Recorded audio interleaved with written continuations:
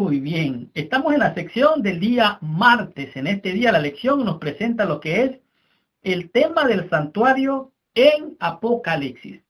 Es interesante notar que cuando usted lee la escritura, tanto en el Antiguo y el Nuevo Testamento, usted encuentra realmente una armonía perfecta. Tanto lo que se escribió en el Antiguo como lo que se escribió en el Nuevo Testamento tienen una relación que los liga de una manera muy íntima. Y en este día la lección nos hace referencia a este asunto. Dice aquí, además de las dos divisiones principales, Apocalipsis también tiene otro nivel estructural construido alrededor del santuario hebreo. Oiga bien, aquí estamos hablando del santuario hebreo, lo que significa lo que se reconoció en aquel entonces como el tabernáculo en el desierto. O sea, en el libro de Apocalipsis tenemos referencia, así también como en el libro de los Hebreos y en muchos otros pasajes de la Escritura. Lo interesante es que el tema del santuario no se limita solamente en estas dos divisiones, sino que atraviesa toda la Escritura, tanto en el Antiguo como en el Nuevo Testamento. La historia con todo esto lo confirma. Muestra el santuario terrenal y que comenzaba en el patio, en el altar del holocausto. Allí mismo, en el patio, se hacían sacrificios ahí en el altar del holocausto. Esto es una viva representación de la muerte y el sacrificio de Jesucristo como un holocausto, como un sacrificio. Recuerden que sin derramamiento de sangre no había perdón de pecados. La cruz representa esto. Esto representa también lo que es el primer departamento del santuario, que era un modelo, lo que hizo Jesús en el santuario celestial. ¿Se acuerdan ustedes que dice en la Biblia que cuando Cristo murió, el velo del templo se rasgó? O sea, ya no hay más un sacerdote que entre por nosotros, sino que Cristo mismo entró en el santuario. Y ahora Él nos invita que nos acerquemos confiadamente al trono de la gracia para alcanzar oportuno socorro. Me llama grandemente la atención lo que dice Apocalipsis capítulo 4, versículos 1 y 2, dice, vamos a leer el versículo 1 y 2, dice, después de esto miré y he aquí una puerta abierta en el cielo, y la primera voz que oí, que como de trompeta, hablando conmigo, dijo, sube acá y te mostraré las cosas que sucederán después de estas cosas. Aquí está haciendo referencia a lo que son el mensaje a las 7 iglesias. Aquí le está diciendo Dios a Juan en una visión especial, le está diciendo, mira, sube acá, te mostraré lo que va a acontecer. Ahora, esto mismo lo dice Apocalipsis en el capítulo 1. Vemos claramente que el mensaje del Apocalipsis es la revelación de Jesucristo. Dicho sea de paso, en inglés, Apocalipsis se dice revelation, que significa la revelación. Versículo 1 del capítulo 1 de Apocalipsis dice, la revelación de Jesucristo que Dios le dio para manifestar a sus siervos las cosas que deben de suceder pronto, y la declaró enviándola por medio de su ángel a su siervo Juan. De tal manera que estas son las cosas que han de acontecer.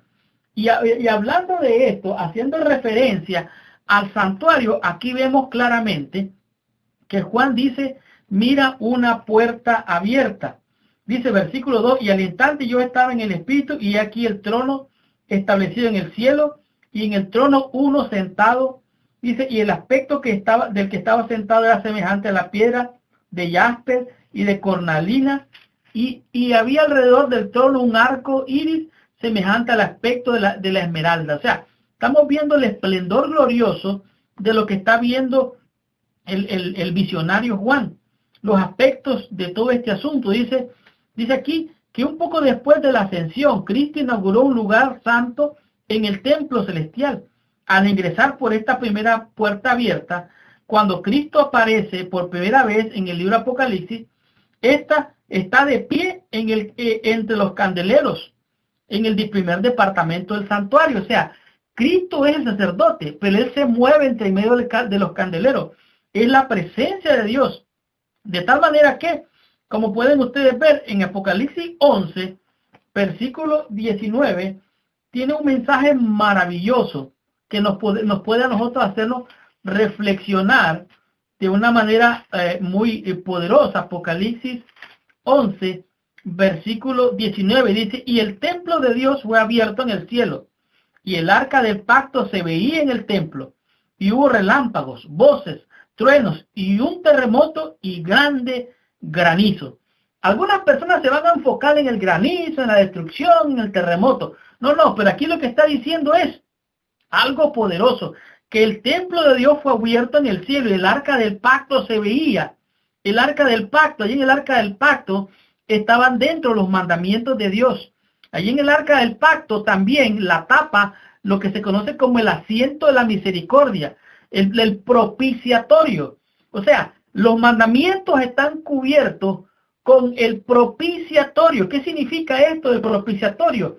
Bueno, Cristo es el propiciador de la gracia, de la salvación y la misericordia, pero Él también es el propiciatorio. Esto es glorioso porque no podemos humanamente guardar perfectamente los mandamientos de Dios porque somos carnales y la ley es espiritual. Pues entonces viene Dios y esos 10 mandamientos los cubrió con el asiento de la misericordia.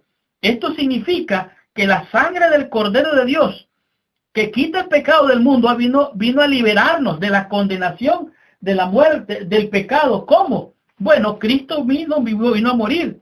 Él se entregó por nosotros. Él es el Cordero de Dios. Él es el sacrificio. Él es el sacerdote. Él es el que hace todo. Por eso podemos ver entonces que hubo sonó como las trompetas. El templo de Dios fue abierto y se vio el arca del pacto. O sea, esta arca del pacto no es otra cosa más que el santuario de Dios y el arca del pacto, de la cual ya la mencioné, que era de oro puro. La imagen del arca del pacto en el santuario celestial es una clara referencia, es indiscutible, que es el lugar santísimo, el segundo departamento. Dice que podemos ver no solo el ministerio de Jesús en ambos departamentos, sino el hecho crucial y reconfortante de que los acontecimientos celestiales y terrenales están relacionados, incluso en medio de las pruebas de la historia de los últimos días. Entonces, en otras palabras, Cristo está intercediendo por nosotros.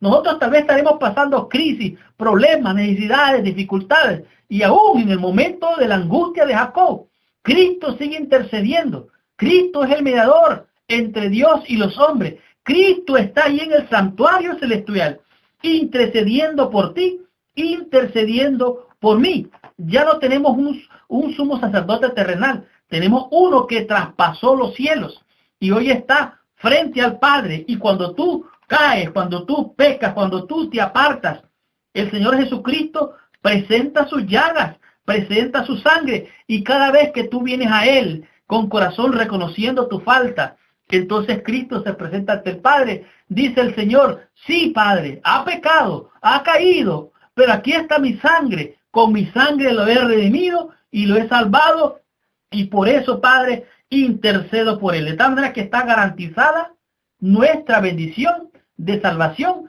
aún en los momentos finales de la historia de este mundo. Estudiemos la lección del día miércoles y descubramos qué nos dice en este día de lección con el tema que es Cristo en Apocalipsis, primera parte. Estudiemos la lección, recibamos nuestra bendición.